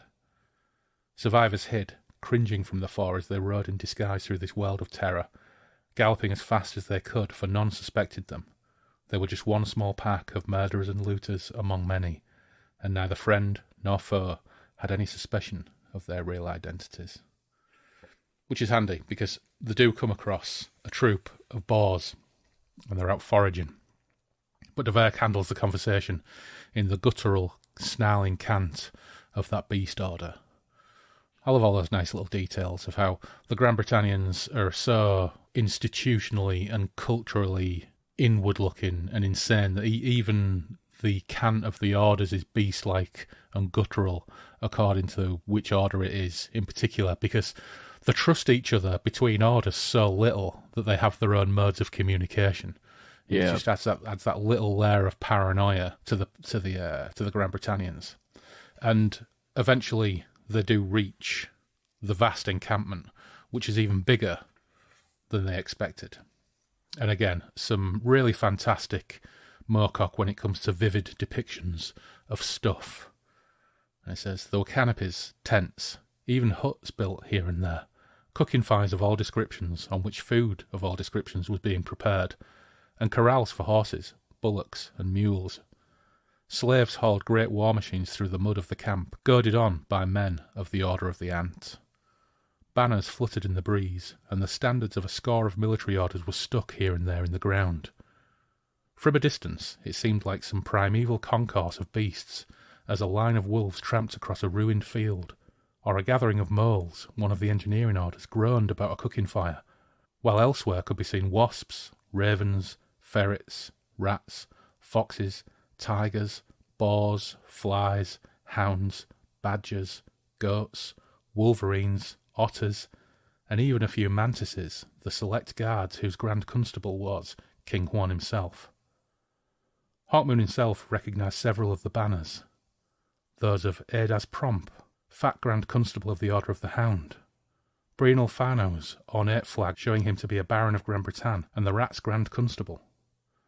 the fluttering standard of Shenagar Trott, Count of Sussex. Hawkmoon guessed that this city must be the last to fall in a sustained campaign, and that was why the army was so large and attended by so many high-ranking warlords. He made out Shenagar Trott himself being borne in a horse litter towards his tent, his robes covered in jewels, his pale silver mask wrought in the parody of a human face.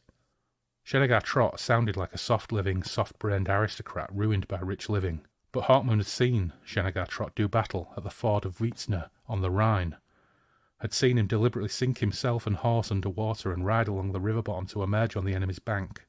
It was the puzzling thing about all Dark Empire noblemen. They seemed soft, lazy, and self-indulgent, yet they were as strong as the beasts they pretended to be and were often braver. Shenagar Trott was also the man who had hacked off the limb of a screaming child and eaten a bite from it while his mother was forced to watch. Ooh. Gruesome. That's quite grim, isn't it? But again, decent Moorcock descriptions and scene setting and world building. And we've never really heard of Shenagar Trott before, and we don't really hear him mentioned again in the rest of this book, but he's memorable instantly. We know he's a rotter, and he will pop up in one of the subsequent books in this series. Yeah, he's a proper wrong'un. So they set up camp in the belly of the beast, but it's kind of cool. They get the weaponry refreshed by a group of badgers who come across with a wagon with sharpening implements. They give Yzelda a sword, because she didn't have one. And they get news of the Camargue from a wolf warrior who turns up and asks for some of Oladan's sausage. And Oladan is happy to comply. And they find that the siege of Camargue, according to this wolf soldier, has cost Gran Britain 1 million men, because the weaponry, the advanced weaponry of the Camargue, has held them up so badly. Exaggeration perhaps, exaggeration of a soldier, but nevertheless, it still stands that is what they were told. De Werk at this point thinks something is off, and he decides to go scouting, which is unfortunate, as a boar approaches and they're unable to communicate. And things go slightly pear-shaped, and at this point, they're rumbled. "Who are you?" growled the boar. "Why wear the armour of another order? What sense does that make?" Hawkmoon flung back his helm, revealing his pale face and the black jewel that shone there. "I am Hawkmoon," he said simply, and leaped forward into the mass of astonished warriors. The pair took the lives of 5 of the Dark Empire men before the noise of the fight brought others running from all over the camp. Riders galloped up. All around him, Hawkmoon was aware of shouts and the babble of voices. His arm rose and fell in the darkness of the press, but soon it was gripped by a dozen hands, and he felt himself borne down. A spear haft caught him, a buffet in the back of his neck, and he fell into the mud of the field. Dazed, he was dragged upright and hauled before a tall, black-armored figure seated on a horse some distance away from the main mass. His mask was lifted back, and he peered up at the horseman. "Ah, this is pleasant, Duke of Colne," came the deep, musical voice from within the horseman's helm, a voice edged with evil and with malice, a voice Hawkmoon recognised dimly, but could not believe in his recognition. "My long journey has not been wasted," said the horseman, turning to his mounted companion. "I am glad, my lord," was the reply. "I trust I am now reinstated in the eyes of the King Emperor." Hawkmoon's head jerked up to look at the other man. His eyes blazed as he recognized the elaborate mask helm of De Werk. Thickly, Hawkmoon cried, "So you have betrayed us. Another betrayal. Are all men traitors to Hawkmoon's cause?" He tried to break free to grab with his hands at De Werk, but the warriors held him back. "You are naive, Duke Dorian. Have you got the others?" the horseman asked. "The girl and the little beast man?" "Aye, your excellency," answered one of them. "Then bring them to my camp. I want to inspect them all. Closely. This is a very satisfying day for me." Dun, dun, so, dun. Captured, and not only captured, but Meliadus lives. He escaped Hamadan. Oh, of course he did. So, if anybody's interested, see The Jewel in the Skull, Book 3, our episode some time back when they were in Hamadan. Meliadus, of course he wasn't dead. He's basically the chief the chief antagonist on the part of Gran Britain, the moustache-twirling villain, who in my mind is always played by Peter Wingard, and I love it. And we get some absolute top-quality, preening Meliadus here. It is wonderful. Chapter 9. So there's a couple of paragraphs, and then it starts with Hawkmoon grunting. Baron Melitus, you did not die at Hamadan. No, I did not die, Hawkmoon, though you wounded me sorely. I escaped that battlefield. Few of your men did. We defeated you, routed you. Bring chains. Bring many chains, strong and of great weight. Heap them upon these dogs, and rivet them. I want no locks that might be picked. This time I will be sure they are brought to Gran Britann. He left his chair and descended to peer through the eye slits in his mask at Hawkmoon's face.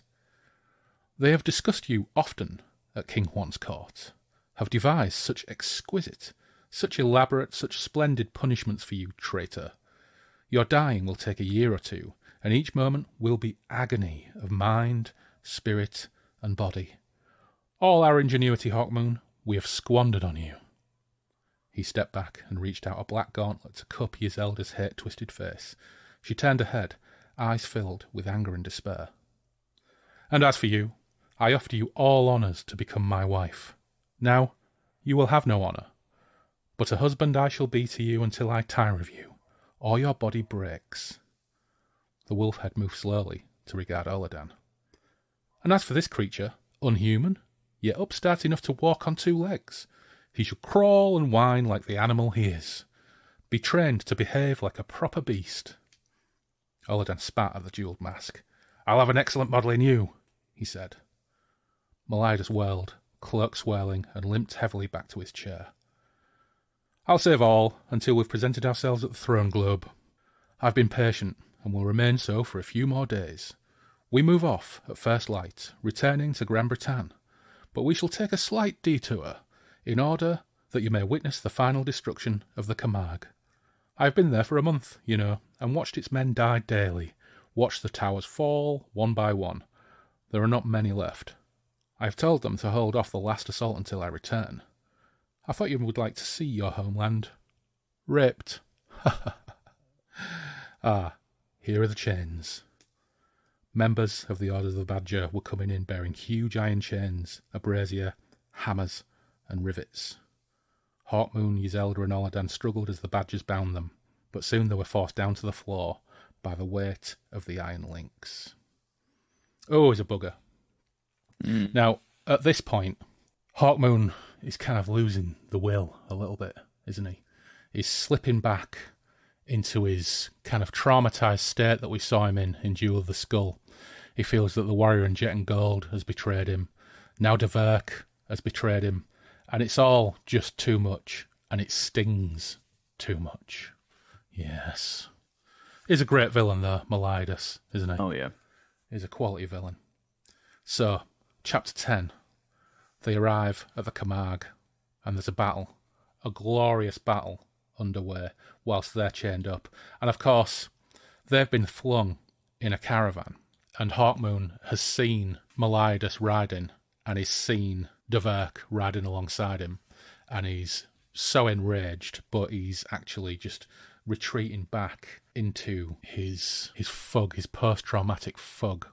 I think it's really interesting as well. We commented on it when we did the Jewel in the Skull, of how it's a really different take on a fantasy character to basically have a character start out almost catatonic from essentially post-traumatic stress disorder, and for him to, it's easy to say Hawkmoon's a Burke, but when you think back to his history and the trauma of losing his father, losing his family, losing his city, leading this army, turning on the Gran Britannians as a working as a mercenary, trying to start a rebellion, seeing all of his followers crucified, he's been through it a little bit. So these betrayals and his tendency to see people in the most negative terms, all is fairly consistent, really. Yeah. You know, yeah. And I bagged him a little bit earlier on for being so mistrusted of the warrior in jet and gold, but I guess if you've been through all that, well, you know, it's maybe understandable. So there's a glorious battle underway. The Gran Britannians are attacking the walls of the Camargue. The Black Towers still stand. What happens next? Oh, turns out Deverk's a good guy after all.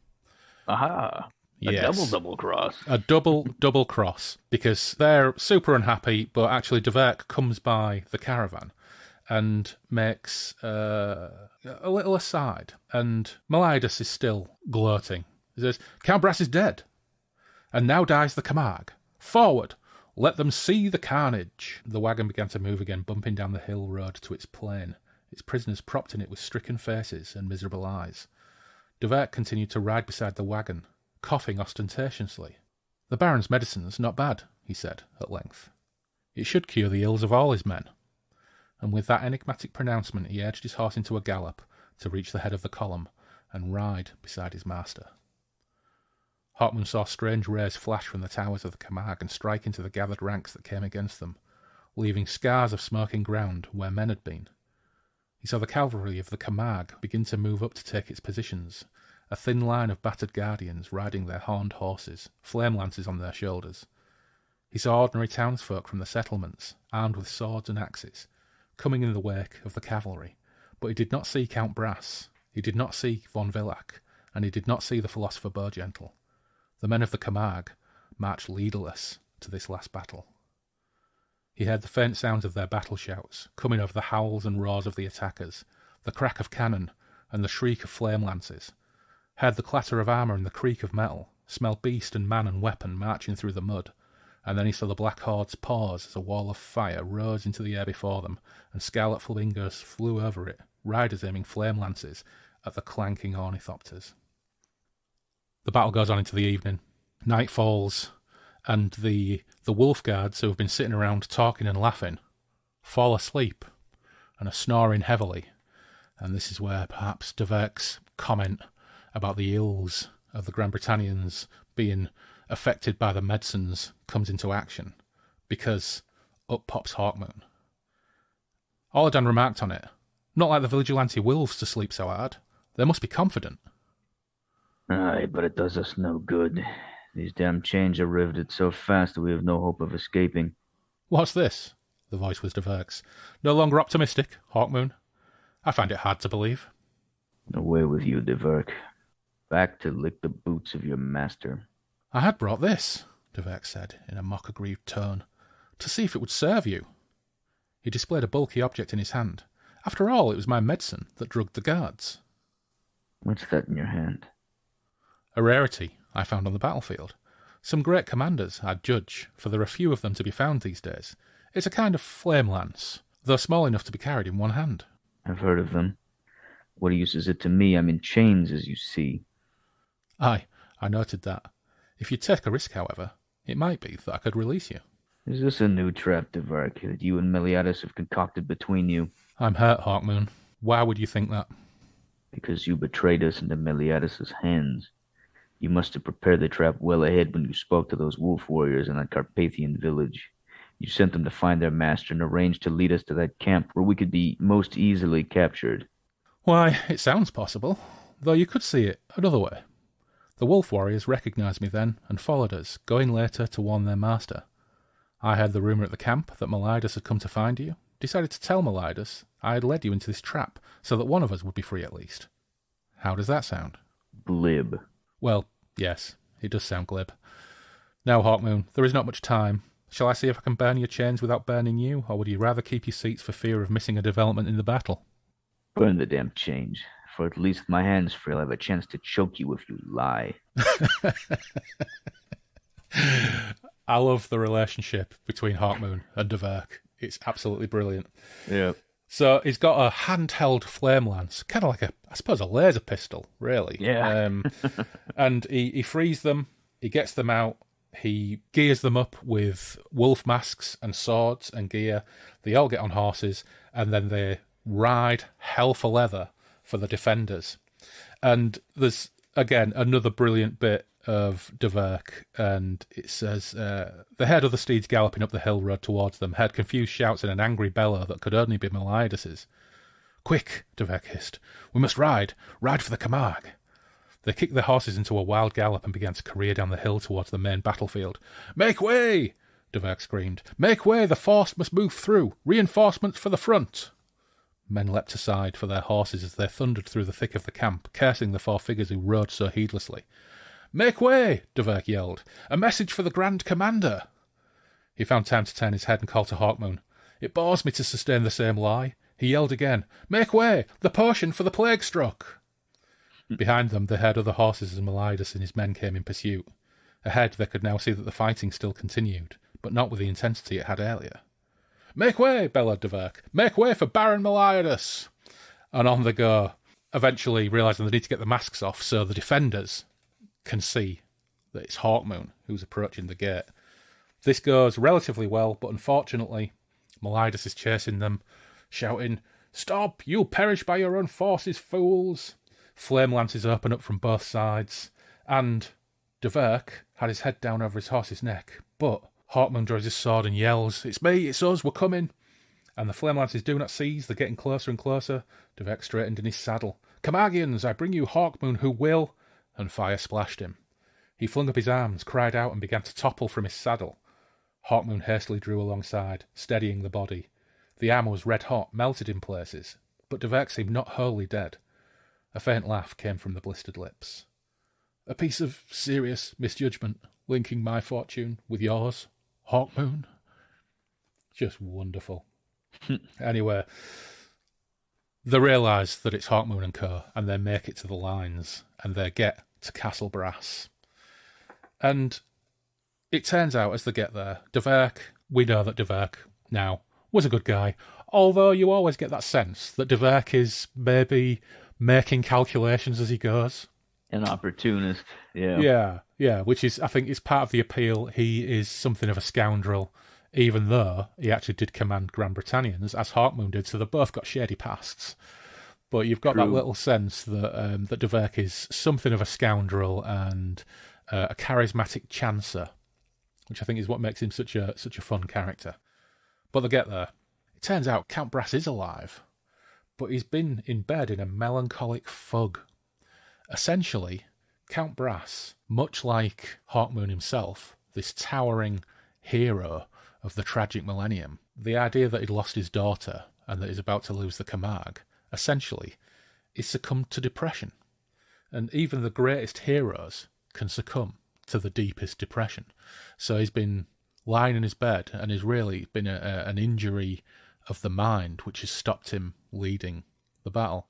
And I think that's really interesting as well, that actually Count Brass, this towering character, you could read it as it being actually quite glib and an easy way of reintroducing him back to the action, that there's been all these rumours of his death, but I like the idea of Count Brass being that vulnerable, that the fact that he's, the potential loss of his daughter and the loss of everything around him just makes him sink into a depression that he just can't get out of. Yeah. It's not like King Theoden, where it's all Saruman's spell or something like that, because it's a similar kind of thing. Yeah. But this is actually quite plainly stated that he is essentially in a massive depression. Yeah, he's lost everything, that he loved, basically. I mean, his daughter was kidnapped, his son-in-law to be, who knows where, and, his towers are crumbling and his men are dying, and, it seems pretty inevitable they're going to be defeated. Yeah. Fortunately, Yzelda gives him a kiss and says, "I am real. Have a real kiss. Hawkmoon's with me." And all of a sudden, well, he's back, baby. He's like, "Bring me my armour." And but gentles, but you're so frail. He's like, "Well, get me something to eat then." "Get me something to feast on and get me my armour." So Count Brass is back on his feet. But as this happens, someone rushes in and tells them that the last of the towers has finally fallen. The last of the black towers of this ancient pre-tragic millennium technology that has successfully held back the waves of the millions, the horde of Grand Britain, has fallen. So, surely, this is the end for the Camargue. These last couple of chapters, I've got to say, after the bits with the warrior women and knocking them on the head when they've tied them up in nets, since then, this has really accelerated into really, really great Moorcock stuff. You've got the drama, betrayals, counter-betrayals, desperate battles, a moustache-twirling villain. Great stuff. The Warrior Babe and Throbbing Bridge stuff is fun. It's strange when it's littered amongst passages where they're talking about pyramids of dead, naked women and children. Yeah. And but once you get to this stuff, it feels a little bit like padding, getting from A to B. Great flavoured padding, but padding nevertheless. And I think it's probably necessary, because you can't have stuff like this all the time. You've got to have you've got to have some connective tissue. But this is the really good stuff. Yeah, you know? I mean, it feels like it's we're back at it. All the main kind of central characters who are core to the story, they're all in one place, and basically, it's not like a kind of like a side quest, a series of side quests or something. It's, here's the meat and potatoes of the story, and now we get to kind of move along and have it progress. And so, I think that's ultimately why I kind of liked book 2 a lot more. As metal and crazy and cool as book 1 was, book 2 is that to an even greater extreme, but then it also connects back to the narrative and kind of allows it to move forward in a satisfying way as well. Yeah. And you get these nice character moments when they're traveling around, so ultimately, I like book 2 quite a lot. Me too. And it might be 15 or 20 years since I've read them. And my memories of the Hawkmoon books, Mad God's Amulet and Sword of the Dawn, were a little bit woolly in my head. And in my head, I thought a lot of it was probably, again, quite a lot of that connective tissue and a little bit less of the substance. But on rereading, the connective tissue is a small part of it. The chunky stuff is all there. Now, I also have a memory that the Rune Staff, the 4th volume, it only really comes together in the last third.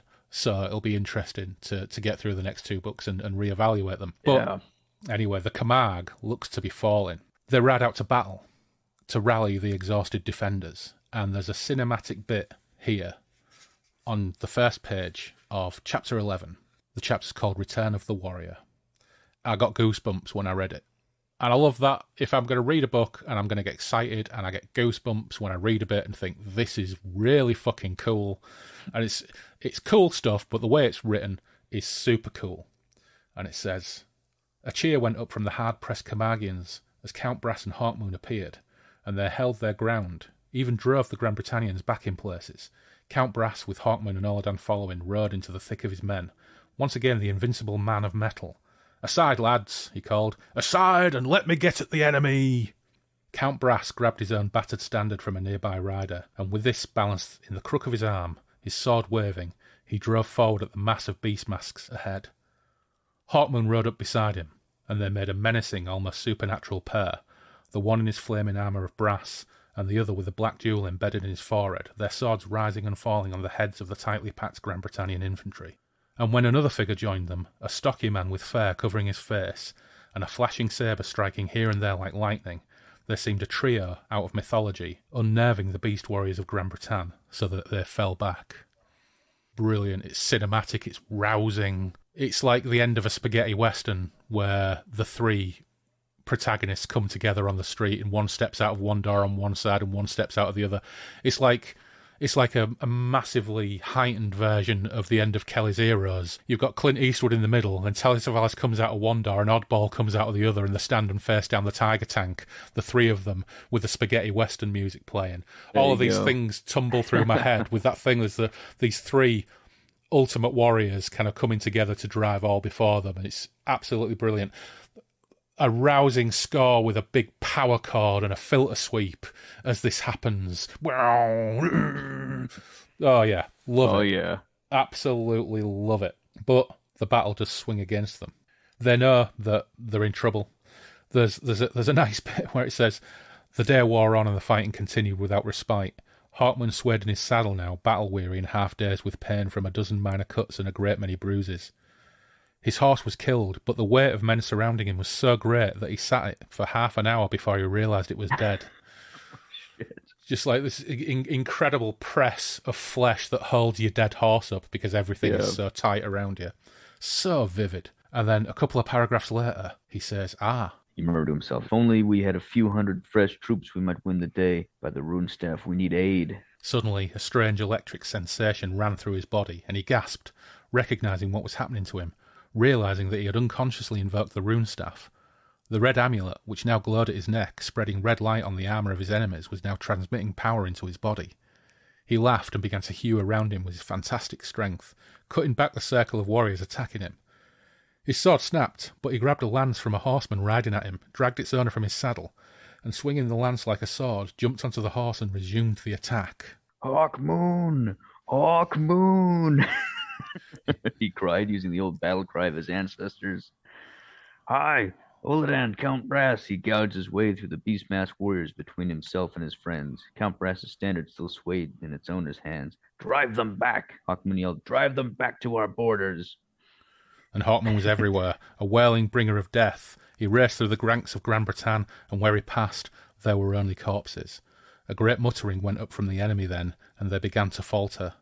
Soon they were falling back, some actually running from the field, and then the figure of Baron Melidas appeared, crying out to them to turn, to stand, and to fight. "Back!" he cried. "You cannot fear so few!" But the tide was completely on the turn now, and he himself was caught by it, borne back by his retreating men.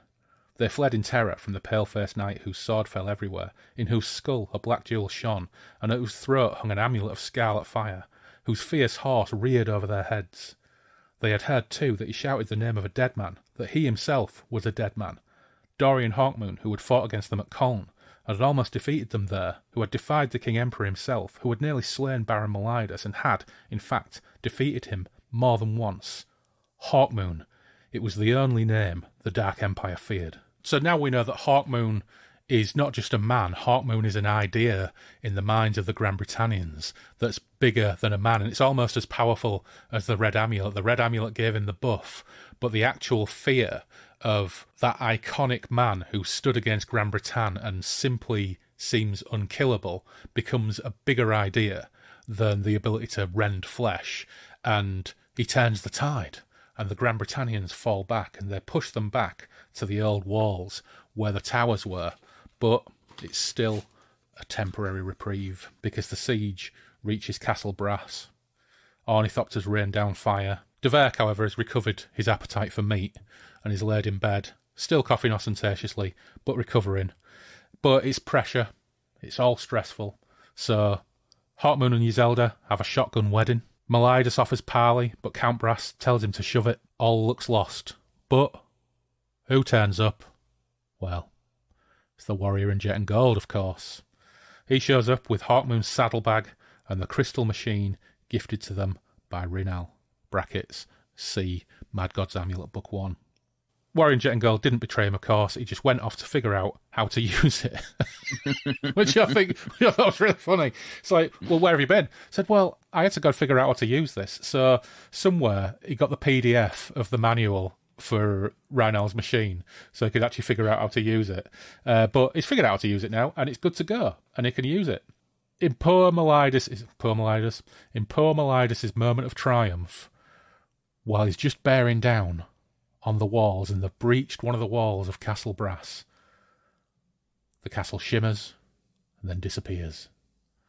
And poor Melidas is left there going, "Nyah, I'll get you next time, Hawkmoon." It's fucking great. I love Melidas, even though I shouldn't love him because he's such a terrible bastard. To hate him. Yeah, he's completely wonderful. And it says the troops had begun to turn back. Some were running, but Baron Melidas dismounted from his horse, hands outstretched, trying to feel for the vanished town. He screamed with fury and wept with impotent rage, falling at last to his knees in the mud and shaking his fist at where Castle Brass had been. "I will find you, Hawkmoon, and your friends. I will bring all the scientific knowledge of Gran Breton to bear on this search, and I will follow you, if needs be, to whatever place you have escaped to, whether it be on this earth or beyond it, and you will know my vengeance. By the rune staff, I swear this." And then he looked up as he heard the thump of a horse's hooves riding past him, thought he saw a figure flash by, in armour of jet and gold, thought he heard ghostly, ironic laughter, and then the rider, too, had vanished. Baron Melidas rose up from his knees and looked around him for his horse. "Oh, Hawkmoon," he said through clenched teeth. "Oh, Hawkmoon, I will catch thee." Again, he had sworn by the rune staff, as on that fateful morning 2 years before, and his action had set in motion a new pattern of history. His second oath strengthened that pattern, whether it favoured Melidas or Hawkmoon, and hardened all their destinies a little more strongly. Meanwhile, the Camargue is elsewhere, dwelling on the plane of a quite different Camargue, and they have respite. Hawkmoon's cool. He's married. He had a shotgun wedding, but he knows, because the warrior in Jet and Gold told him, that he'll be back with a new mission. But for now, he has peace. The end of the Mad God's Amulet. That's right. And that was really thoroughly enjoyable. What do you think? Yeah, that was a great ending. That was a truly epic battle. I mean, the twists, the turns, the epic power of the rubies and, ancient multi-dimensional technology. Gotta love it. Yeah, good stuff. I think it is, out of all of Moorcock's main Eternal Champion iterations, it does feel in some ways the most unique in terms of setting, in terms of world. I like all the cosmological stuff in Corum, with it basically arguing and debating with gods and bringing gods down. I like the rawness of the Young Kingdoms to a degree, and Elric's adventures where he can go from being a morose weirdo to actually just sitting in a bar with Moonglum, and stories can end and begin like a Conan story, where the end they've got jewels, and at the beginning of the next one, Moonglum's moaning because they've spent all the money. Or Elric's gave a pub landlord a Melnibonian crown to pay for 2 nights accommodation. You get all that lovely stuff in the Eric stories, but there's something a little bit more unique and different about the Hawkmoon books. Thoroughly enjoyable. They're really the only ones with like a set villain, like from the beginning. I mean, you have Irkun and Elric, you have Thaleb Karna and Elric, and I mean, Thaleb Karna probably is the closest we get to that. But I mean, right off the bat, there's a through line with Baron Meliadus that he's going to be, the thorn in Hawkmoon's side and vice versa and stuff like that. Yeah. You don't really have that too much with the other ones. Yeah, that's right. That hadn't occurred to me. The setup, the characters, the conflicts, you do have a core cast of protagonists and antagonists. Yeah. Because I think in terms of Elric, Thaleb Karna's maybe in 3 stories or something. Something like that, yeah. Yeah, whereas otherwise you've got like the King of Nadsokor, you've got the Theocrat of Pantang really only pops up towards the end in terms of narrative chronology. He kind of comes into things in Stormbringer. So yeah, that's a good point. It's the most established set of villains, isn't it? And even in the second Hawkmoon run, the Chronicles of Castle Brass, it's not Meliadus, it's more Tarragorm, I think, from the Palace of Time in that series, isn't it? And it all gets a bit cosmic and a bit kind of split worlds and different versions of worlds, and gets a little bit more psychedelic. But yeah, that's a really good point. So yeah, great, well-established world, well-established setting that still allows Moorcock to throw in and burn ideas for fun, but still feels like a cohesive setting. Yeah. With a cohesive set of villains, with a consistent set of motivations as well. Yeah. Good stuff. Good fist-shaking villains. Now, who is it that you picture for Baron Meliadus? So I like Peter Wingard as Baron Meliadus. Gotcha. I'm unfamiliar with him. Yeah, Wingard, W-Y-N. Guard. Gotcha. Yeah, so he played a character on TV called Jason King. And you're probably most likely to be aware of him by his voice, because you remember the Dino De Laurentiis Flash Gordon film? Yeah, I just looked him up. That was like one of the first pictures that came up. Holy crap. His voice is so easily recognised. He's Clytus. Clytus, I'm bored. What playthings could you offer me today? An obscure planet in the SK system. And it's just got a rich, honeyed tone. But there's one specific picture of him, all in leather, from a Jason King TV series. I think I used that image when we did Duel in the Skull Part 1, when I did it with Tash a couple of years ago. That's the one. There it is. Yeah. Looks like Tony Iommi. Yes. From Black Sabbath. Yeah. That's great. Absolutely wonderful. I would, if I could dreamcast the Duel in the Skull with any actor from any time, he is totally Meliadus for me. It's pretty funny. He almost looks somewhat similar to who just, for whatever reason, just keeps popping up in my head every time I read some Meliadus dialogue, and that's Vincent Price. Yeah, very similar kind of tone. Hawk Moon, yeah. Yeah. Just ringing his fists there. Yeah. And that makes it even better for me because I freaking love Vincent Price. Yeah. Oh man. Well, you know what? I had casting conversations with Tash when we did Duel in the Skull. So for Melidus dream casting, we've got Vincent Price and or Peter Wingard potentially.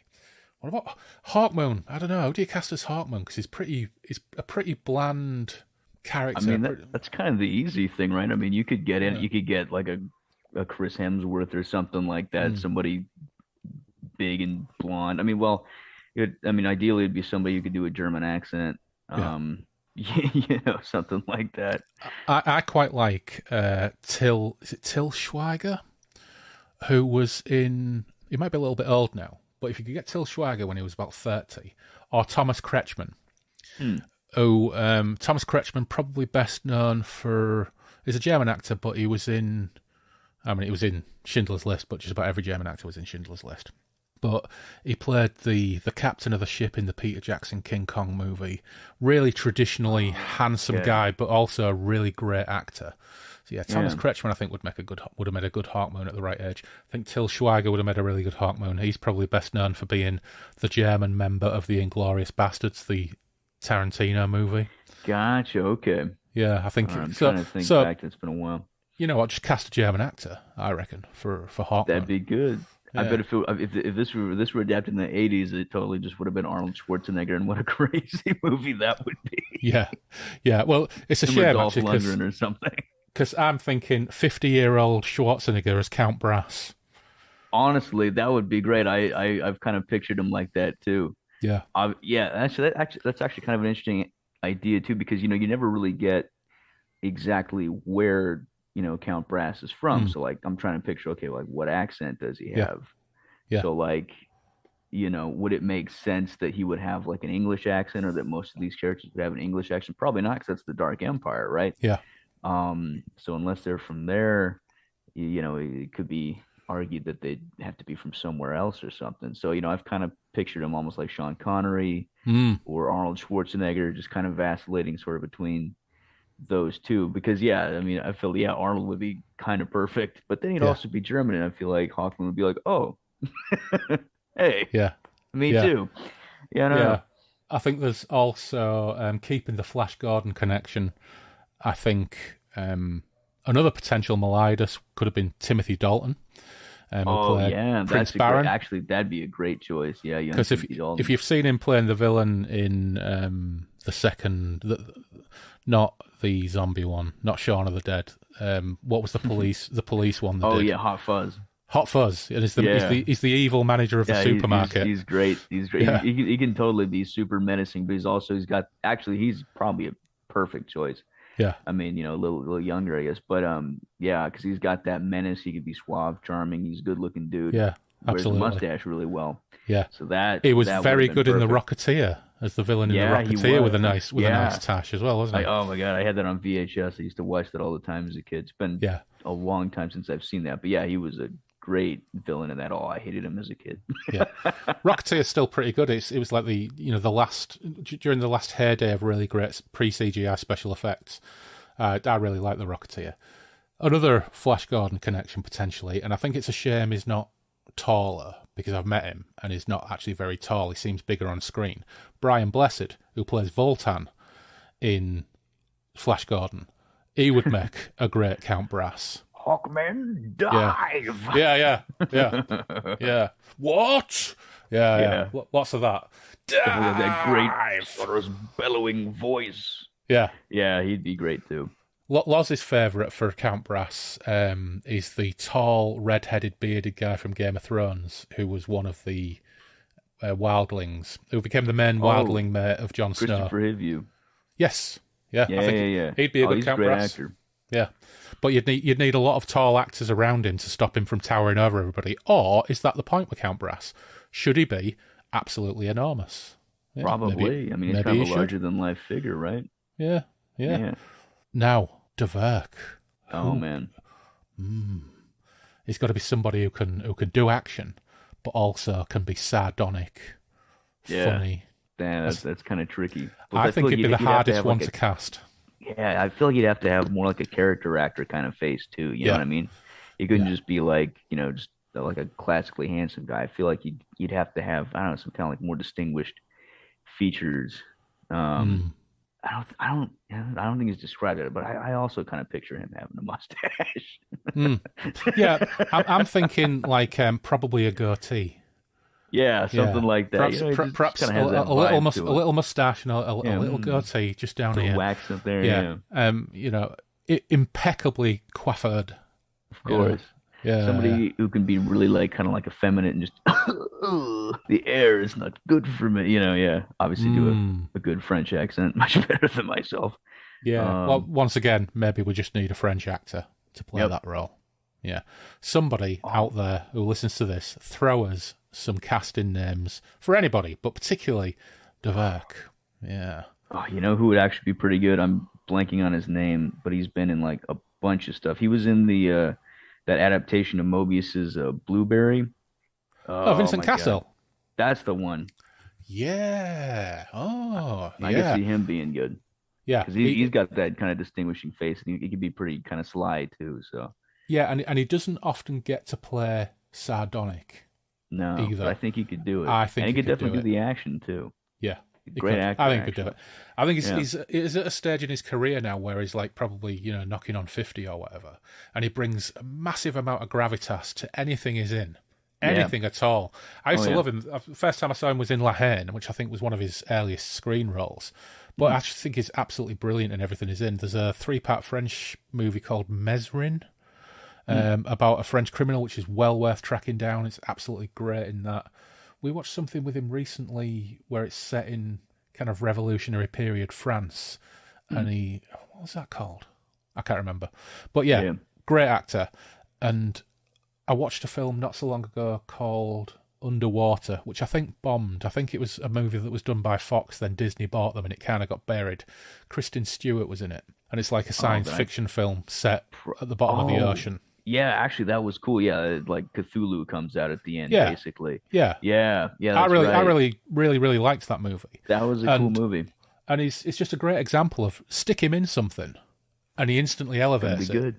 Yeah. Everything, everything I've seen him in, he's usually been kind of like, Usually it's been like, it's like kind of like a side character, but he just brings so much to a role. He's always a standout in everything I see him in. And you got to admire him because I think he still is married to Monica Bellucci. Yeah, good work. Good on him. I mean, you'd want to make that last, wouldn't you? Yeah, good work, my friend. Yeah, good job. So, you know what, Iselda, why not? 25-year-old Monica Bellucci. Boom, casted. It's done. But, give her more to do, obviously. Yeah, and I guess like more like a blonde wig or something. But I mean, honestly, though, it wouldn't be hard to cast just anyone really pretty, because again, like not a very dimensional character in these stories yet. No, she doesn't have a whole lot to do. Yeah, almost kind of like Hawkmoon. I mean, that's the only other thing is anyone who would play Hawkmoon would have to play somebody who's pissed off, angry, heroic, and then also can be kind of catatonic. Yeah. Which, I mean, probably wouldn't be the hardest. No, but just to sell it convincingly and make it an interesting performance, that would be nice. But you could probably get through without, just somebody kind of like Keanu Reeves just kind of standing there going, "Oh, Baron Meliadus, I am catatonic," whatever. Well, on the subject of Keanu Reeves, and it's a shame, but if you look up a picture of Keanu Reeves in Much Ado About Nothing, he looks like the perfect Meliadus, but you would never trust him to act like the perfect Meliadus. No, but looks-wise, trust me, look up a photograph of him in Much Ado About Nothing. Okay. Black leather pants, black bloused shirt. He looks the business. Yeah. Anyway, we've done we used to call this Lord Shark's ostentatious couch. That's right. Where we would do some casting, but I think I don't think we've even mentioned that since about episode 7 or 8. So we've just returned for the first time in 30-odd episodes to Lord Shark's ostentatious couch to cast some Hawkmoon. So, listeners, give us your favourite casting options for the key players in the Mad God's Amulet. But on that, I think it's time probably to leave Derry and Toms so they can clean up our teacups. But thanks once again, Dave. Always great to have you in Derry and Toms to look at this stuff. And I look forward to selecting our next option. We'll have to talk about that, won't we? Yeah. By the rune staff, maybe it'll be part 3. Who knows? Well, if you want to continue with Sword of the Dawn, or if you want to go for something else, you know what? We'll have a conversation and we'll pick something. Sounds good. Cool, man. Thanks again. Absolutely. Happy to be here anytime.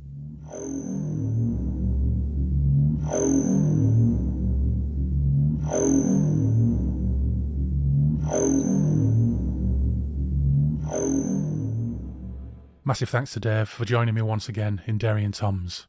It's always a pleasure when he stops by. Be sure to check out his Bandcamp page, SÖNUSRocks@bandcamp.com. I will link to it in the show notes. And follow him on Twitter and Instagram. And if you're in California, you're lucky enough that SÖNUS is also now playing live gigs and rocking the streets, so get down there and bug out. But before we go, thanks as ever to our patrons. First, those without tier: Anthony Piconti, Sebastian Weetabix, Tim Cardos, and Dave Dempster, aka the Tentacled Whisperer of Secrets. And particular thanks to Dave for the special delivery, a fantastic Cirith Ungol poster featuring the Pale Prince himself from the pens of artist Maegan Lemay. A really, really lovely surprise, Dave. Thanks ever so much. We got that on our return from our jollies in Wales, and I can't wait to get it to the framers. And thanks to our Chaos engineers: Andrew Cicluna, Andrew Van Ness, Anthony Porter, Benjamin Fletcher, Dave Griffiths, Dave Voxman, Fred Quiche, Jim Kirkland, John Lays, Jules Lawrence, Mal Pertwee, Matt Saltz, Menyon, Nelbert, Paul McRandall, Simon Perrins, and Tony Malazzo. And to our Jugaderos: Alexander Harris, Ian Stead, Loz, Taylor, Matthew Broom, Toby White, Tom Murphy, Mark Hebden, Graham Olden, and Jason Connolly. And finally, eternal thanks to our patron demons: Joe Monty, Clarky the Cruel, Andy Darby, Gareth Wilson, Imrryr — we'll be talking to Imrryr on the next show — Janie Stim, Paul Hillary, Liam J, Miles Reed-Labato, Mortmain, Neil Burton, Randall Gatlin, Steve Round, the OG patron Norman Beresford, and last but never least, Robert McMillan. Although this month it's not last, because we do have a new patron demon, Jay Ricer. You'll have to tell me if I pronounced that wrong, Jay. But Jay dropped me a line to tell us how he got into Moorcock, and he said, "I believe the year was 1982, and a boy a few years older than myself learned that I was interested in Dungeons and Dragons. At the time I was attending a private Christian school, and whatever after-school function we were involved in wasn't holding our attention. We were outside and the sun had fallen. The older boy handed me a crisp copy of The Weird of the White Wolf. I went home that evening and read the first half of the book. An unknown alien feeling, and still to this day I can sense it, invaded me. It changed me, and that cover, that orgasmic pose that spoke, but I didn't have the tongue to understand. Moorcock's words in comparison to C.S. Lewis and J.R.R. Tolkien contained something forbidden. I had become an acolyte, unbeknownst to myself at that time. The City and the Awesome Stars, or The War Hand and the World's Pain, are my favourite Moorcock stories. Elric at the End of Time never ought to have been published. I suppose I fall into whatever is meant by weird as my genre of choice." Well, you're in good company, Jay, and thanks for your support. Jay's also a gamer, and we've been having a great back and forth regarding gaming options and suggestions. And Jay has recommended Blood Red Sands, Iron Sworn, and the free-to-download RPG Lobo Blanco 2nd Edition. So, gamer listeners, check those out. And at some point we will be following up with part 6 of our gaming run, and probably take a panel approach, so lots to explore. Right, don't forget, you can follow us on Twitter and Instagram with handle @BreakfastRuins. You can email us at breakfastruins@outlook.com. The webpage is breakfastintheruins.com. You can listen to Breakfast in the Ruins radio via the internet, most easily via Radio Garden. We have our Patreon page too. There are a few extra odds and sods on there. And also, I'm aware that some of our podcasting friends that use Anchor FM have lost their call-in feature, so they're having to do it manually. And it made me think, if folks want to record comments and conversations for inclusion, much like we've done with previous Christmas/birthday episodes, then by all means, send us an MP3 via email. And if there's a greater appetite down the line, we can look at ways to accommodate that in a more technical fashion, perhaps. And that's a strong perhaps, because I'm not very technical. But in the meantime, take care, stay safe, and we will meet again soon on the Moonbeam Roads.